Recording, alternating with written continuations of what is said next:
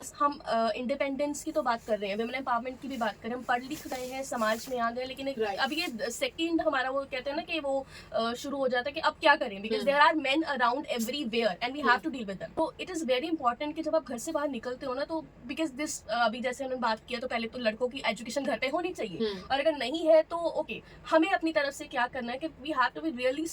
Have a strong personality. Guard तो हमें पहनना ही पड़ेगा, because this is what a society demand. मेरा फर्स्ट केस था, वो लड़की 3 साल से सफर कर रही थी सेपरेशन में। शी वाज इन क्लास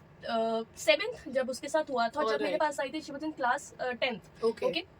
तो 7th में हुआ था, मेरे साथ उससे बात हुई, क्योंकि बहुत मुश्किल होता है कि एक लड़की जिसको पता ही नहीं है कि हुआ क्या है, पहली बात तो राइट, तो उसको पता ही नहीं है हुआ क्या है, लेकिन कुछ हुआ है दैट इज नॉट गुड, है ना। जैसे उन्होंने गुड टच बैड टच की बात की है, पॉस्को एक्ट के अंदर आता है कि अगर कुछ ऐसा होता है we can go through for the justice also. और अगर हम जस्टिस की बात करते हैं तब हमें स्टिग्मा का भी डर रहता है कि मैंने हिम्मत तो कर लिया कि हाँ इस बंदे ने मेरे साथ कुछ बुरा किया है, but society make it okay, ये तो वो लड़की है ना जिसके साथ रेप हुआ था। और वो जब लग जाता है, चाहे मैं बिल्कुल सही हूँ, मुझे पता है कि इंसान बुरा है, आई थिंक 1000 times कि मैं स्टैंड लूं या ना लूं। तो जब हम इन चीजों की बात करते हैं कि क्या किया जाए, एक इसमें यस एज अ साइकोलॉजिस्ट या as a family also, but साथ में एक सोशल लेवल पे भी हमारी रिस्पॉन्सिबिलिटी बनती है कि हाँ, एक तो पहले चीज से कुछ ऐसी सिचुएशन आएगी ना, पर फॉर अगर हुआ भी है, ऐसा कुछ हुआ है, तो हम एटलीस्ट ऐसा सेफ और कंफर्टेबल एनवायरनमेंट रखें कि अगर कोई वॉइस रेस करता है उसकी सुनी जाए, हम उसके साथ खड़े हों और ऑब्स्टेकल्स ना क्रिएट करें, because it's a huge setback.